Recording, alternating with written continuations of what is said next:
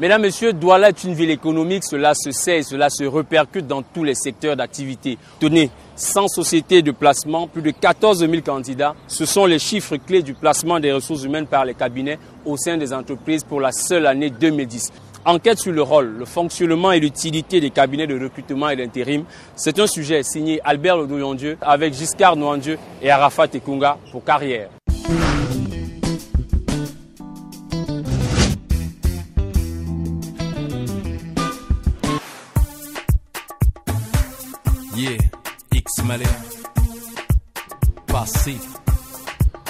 À Akwa, au cœur de la capitale économique du Cameroun, le rôle du cabinet cible RH ne désemplit pas. Là, je suis en train de remplir des fiches, des formulaires qu'on m'a demandé là pour pouvoir postuler à un poste agent vente. Tous ensemble. Je suis comptable, je suis baccalauréat G2, j'ai une formation en fiscalité. Je cherche travail. Autre rue importante d'Akwa, autre cabinet de recrutement. Bonjour, bienvenue chez ADRH APAV. Vous êtes ici dans nos locaux. Donc ADRH APAV, nous sommes un cabinet de prestations intellectuelles qui travaillons aujourd'hui sur l'ingénierie des ressources humaines, donc tout ce qui touche à la formation, au recrutement, à la gestion des compétences. Nous avons d'autres départements qui travaillent sur aujourd'hui l'assistance technique, l'inspection, la certification et l'accompagnement vers des processus qualité. Pas de mouvement de chercheurs d'emploi dans les couloirs. Tous les curriculums vitae sont reçus par mail. D'une structure à l'autre, les procédures varient, mais l'ambition et l'objet sont les mêmes. En permanence, beaucoup d'offres d'emploi, il suffit d'aller les consulter sur notre site internet. On peut toujours effectivement permettre à un candidat de trouver l'entreprise qu'il cherchait et réciproquement. L'entreprise, grâce à nous, trouve le candidat qu'elle recherchait et qu'elle n'aurait peut-être pas trouvé sans nous. Nous avons ce que nous appelons le placement, la mise à disposition, mais nous avons aussi les activités de recrutement des personnels pour ces entreprises ou d'autres. Nous avons les activités de formation. Plusieurs pans d'activité, notamment au niveau de la gestion des ressources humaines, sont de plus en plus en train d'être externalisés. Et le recrutement est l'une des activités qui est la plus externalisée aujourd'hui. Si les entreprises ont de la peine à recruter elles-mêmes ou à faire cette activité-là, les cabinets de recrutement ont toutes leurs raisons d'être. Le nombre de ces sociétés est allé croissant depuis le début des années 90, quand l'État a décidé de libéraliser l'activité d'intermédiation dans le secteur de l'emploi. Ils existent parce qu'ils doivent insérer les jeunes. On regarde les chiffres sur l'insertion professionnelle. On peut dire que le rôle de ces cabinets est vraiment très important. Nous avons 80 à 85 entreprises de travail temporaire agréées et en règle. Et nous avons environ 13 offices privés de placement détentrices d'un agrément en cours de validité au niveau de la région du littoral. Symbole du désengagement de l'État, les mutations au ministère en charge de l'emploi. Ici, le défunt service de la main-d'œuvre. Avant la libéralisation, il assurait l'intermédiation. Il est devenu le service de la régulation de la main-d'œuvre. Il contrôle et fait le point sur le déploiement des privés en activité. En 2010, les cabinets de placement et les entreprises de travail temporaire ont réalisé des chiffres importants, environ 18 000 travailleurs qui ont été mis à la disposition des entreprises utilisatrices. Ce chiffre a doublé en 2011. De belles affaires. C'est à se demander pourquoi les grandes entreprises, qui ont pourtant en leur sein des services ou directions des ressources humaines, font recours au cabinet pour les recrutements. L'avantage que confèrent ces organismes est qu'ils disposent en leur sein de professionnels dont le métier est le recrutement, ce qui permet à l'entreprise de gagner du temps. L'entreprise peut donc bénéficier de candidatures déjà sélectionnées qui pour certains ont passé des tests assez pointus sur le plan technique ou sur le plan psychologique, de manière à ce qu'elles ne se cantonnent que sur la décision.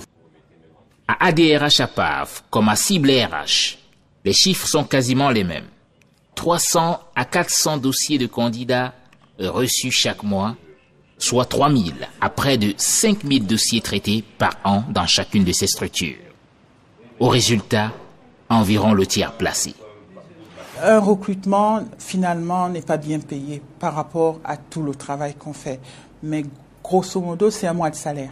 C'est très fluctuant selon le client, selon les profils de postes recherchés, selon les habitudes, les relations que l'on peut avoir avec les clients.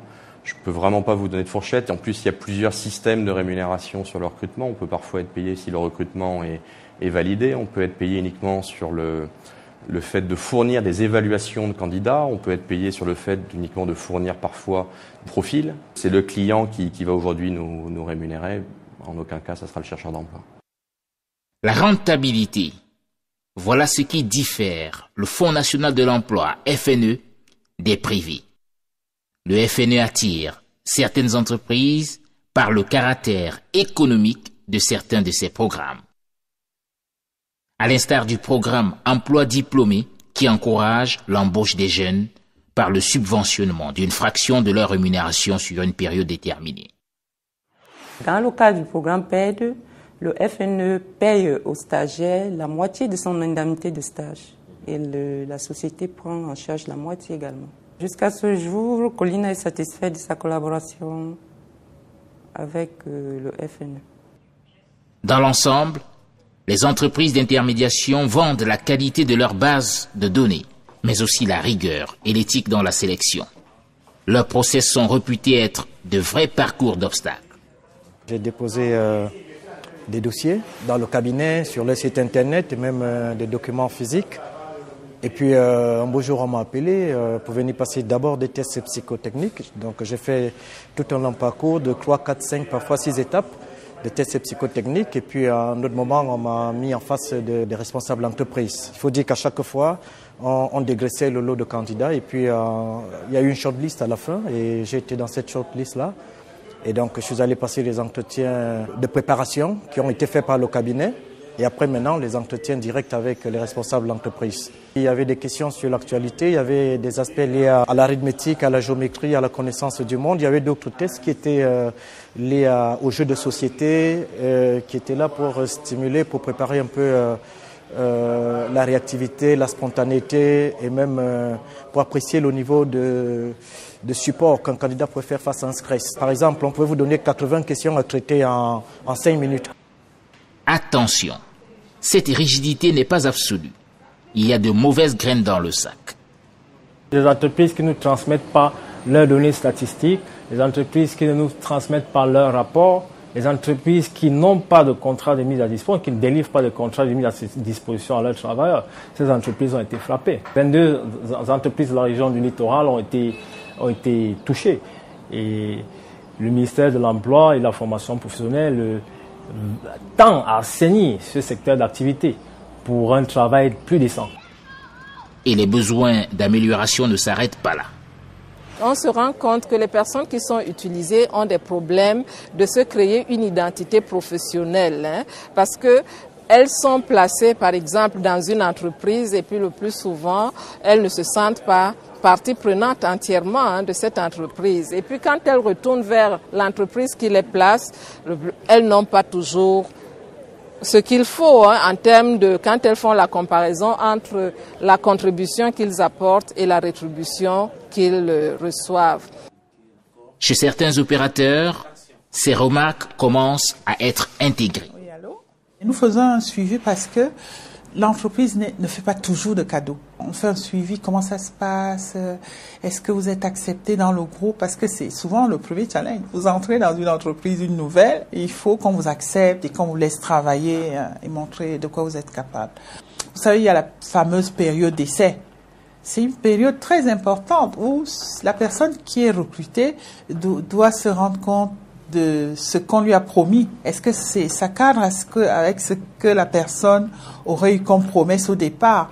Donc elle aussi peut dire non, je ne pars plus parce que finalement on m'a promis ça, c'est pas ce que je trouve. Et l'employeur a le droit de dire au bout d'un mois, 2 mois, ça marche ou ça marche pas.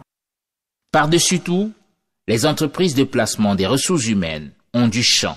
Dans un pays où le sous-emploi culmine à 75%, à côté d'un potentiel d'investissement jugé très important.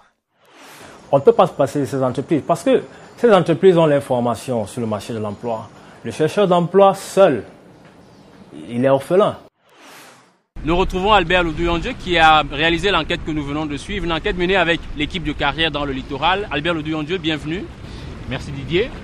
Alors, le sujet que nous venons de voir s'achève avec une évocation du potentiel d'investissement au Cameroun. Est-ce que c'est cet aspect qui a suscité et justifié l'enquête que nous venons de voir? Disons que c'est l'une des motivations. Vous avez quelques chiffres. Au Cameroun, on a 600 000 salariés et le gouvernement projette qu'on va se retrouver à 800 000 salariés à l'horizon 2015, donc dans quelques années, à la faveur de l'implémentation des projets structurants de l'État du Cameroun sur le plan économique. Et bien, il faut dire que ces projets structurants généreront en réalité 126 000 emplois. Et ce qui est important comme donnée, c'est que 70% de ces 126 000 emplois devraient être nationalisés. Conséquence, les opérateurs en charge des projets structurants devront recruter sur la terre camerounaise. Ils viennent régulièrement de l'extérieur. Ils ne peuvent donc faire qu'avec des cabinets de recrutement qui ont déjà pignon sur rue, qui ont une connaissance du terrain, qui ont une connaissance de l'environnement et qui ont une base de données suffisante. Alors, cette enquête a-t-elle été facile à mener? Vous avez eu quelques difficultés à faire parler les responsables de ces cabinets parce qu'il s'agit quand même d'un business et donc on ne parle pas aussi spontanément de l'activité quand on gère un business comme ça. Vous le dites si bien, quand il s'agit de business, on prend peur, on recule, on hésite. C'est ce qui s'est passé effectivement. Nous avons pris attache avec au moins 15 cabinets de recrutement. Il y en a une centaine dans la ville de Douala. On a pris attache, mais les réponses sont venues avec beaucoup de retard.